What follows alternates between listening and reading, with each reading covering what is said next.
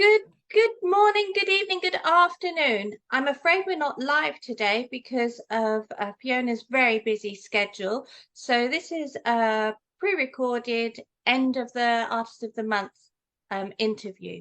So Fiona Hooper, you have been our Artist of the Month with the Bloomz. You're an exceptional oil painter of landscapes, portraits, and actually you're what you do is more than just a painting. You tell a whole story, but you allow us as the viewer to create our own narrative as we venture into each of your pieces. So good morning, good afternoon, good evening, Fiona. Good morning, good afternoon, good evening, Sammy. So how has Oh, your Artist of the Month for October been for you?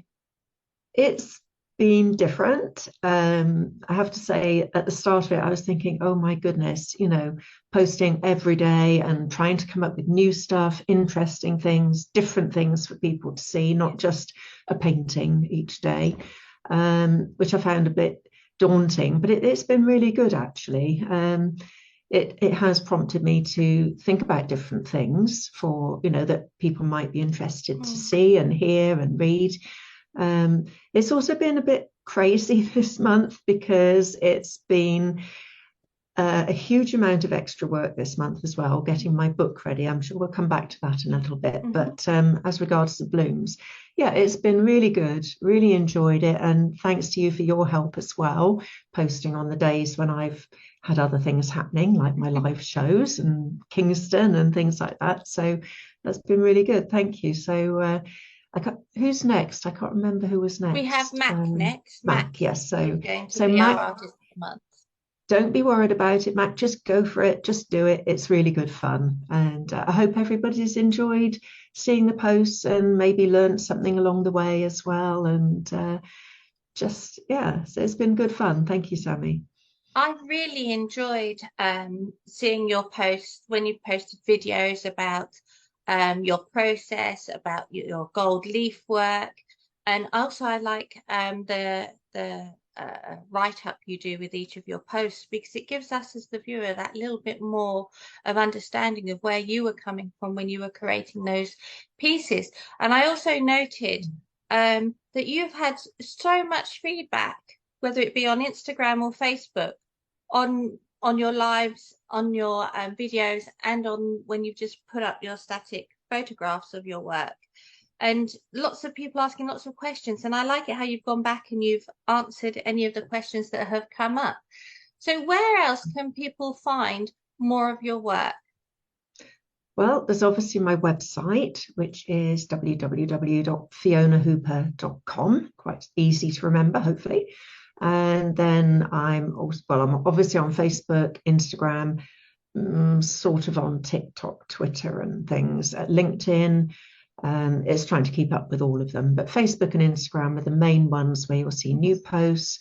And of course, there's my YouTube channel as well, Fiona Hooper Artist, where my weekly shows get posted on there with my guest poets.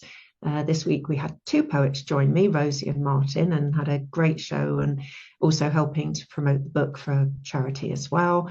And yeah, try and do something a little bit different in each show, or the subjects apart from poetry and art, obviously, the subjects that we get onto are many and varied, shall we say. So They are. we yes, we've had teddy bears to the environment to you name it, we've probably had it. So yeah, they're good fun, and I've made some lovely friends through that as well. So YouTube for those, and also on YouTube some painting demos and some other videos about what I'm doing, and some little sort of how-to things as well. So Mm. yeah, that's growing all the time. So check back there, folks, and see something new.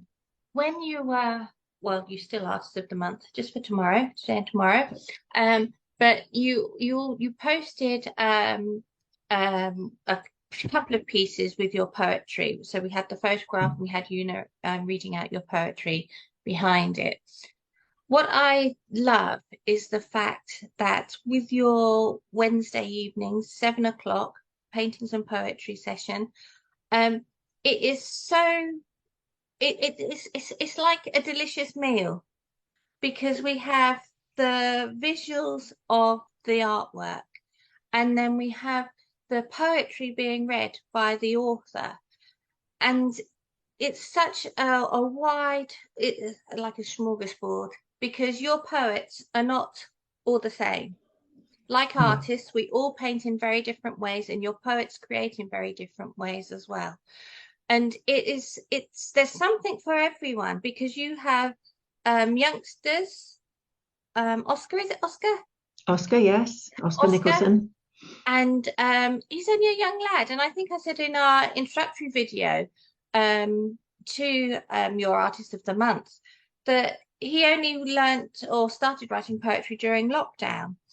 And there's so much to see. So I must encourage everyone, please go to Fiona's YouTube page and go back and look at all the sessions that she's done. I think, what session are we on now?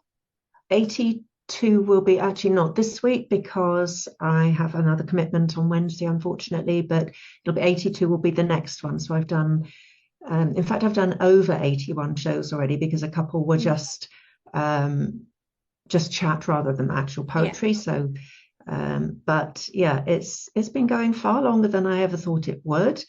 Had, as you say, a huge variety of different poets, all with their own different styles. And I think that just makes it really interesting as well. And in fact, several of them only started writing poetry during lockdown, but listening to and reading what they've written, just absolutely superb. You'd think they'd been writing poetry all their lives. You know, they've really found their niche, I think, and it's absolutely wonderful. So yeah.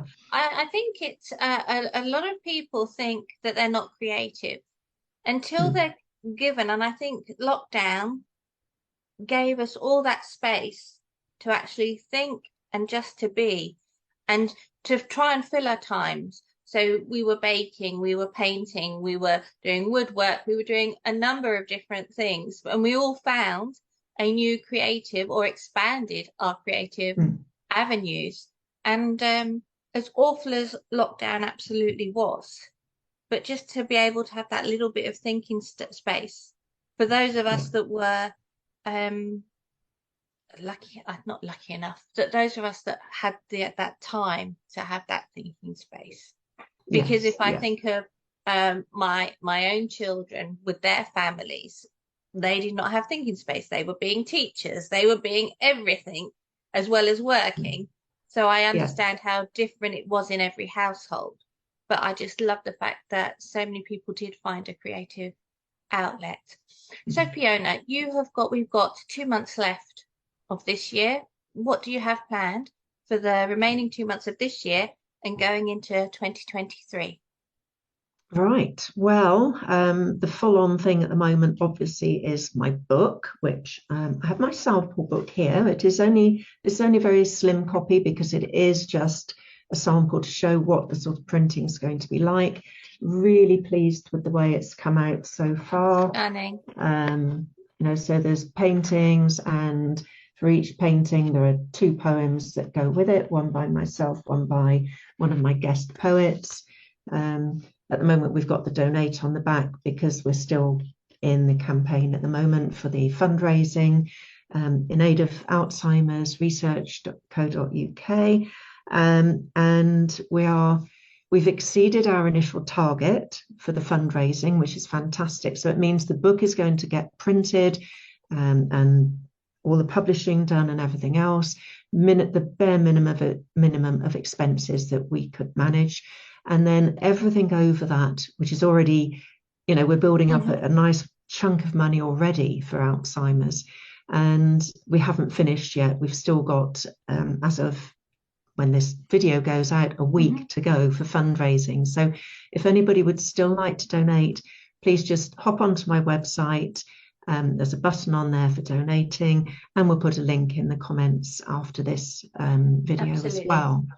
And it's just going so well, and I'm so pleased, that I can be helpful in raising some money to help them develop new treatments, hopefully a cure, My mother is in late stage of dementia. My uncle died from it earlier this year.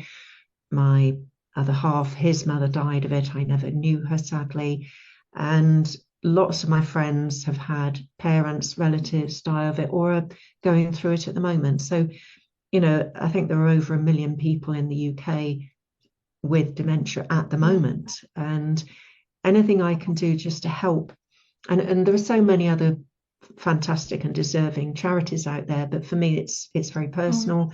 So anything I can do to help raise money for that is amazing. So look out for the book, folks. Donate. You can get a signed copy of the book, or whatever else, different rewards you can choose.